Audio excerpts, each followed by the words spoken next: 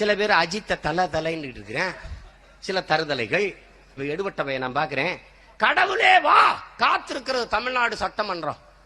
நாங்கெல்லாம் அதை கூட்டி பெருக்கி வாசல்ல முறவா செஞ்சு உட்காந்துக்கோண்டா நாய் நாய் அயோக்கிய பேர்களா.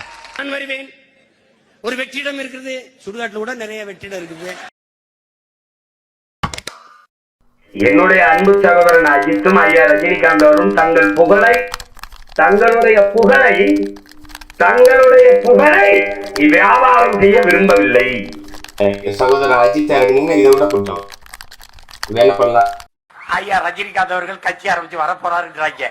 தம்பி விஜய் படத்துல சொல்ற மாதிரி ஐ ஆம் வெயிட்டிங். ஐயா ரஜினிகாந்த் வந்திருந்தா இதை விட கூட்டம் வந்து நயன்தாரா அவர்களை இறங்கிட்டா இதை விட 2 மடங்கு கூட்டம் தான்.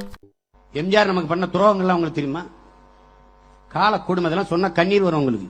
விஜயகாந்தை முதலமைச்சராக ஒரு கூட்டணி ஓட்டு கிடைச்சிடறான். லூசு பயலு. அந்த கூட்டணிக்குள்ள இருக்கிற நல்ல கண்ணுக்கு கால் கட்ட மயிர் அளவுக்கு பெறுவானடா விஜயகாந்த்.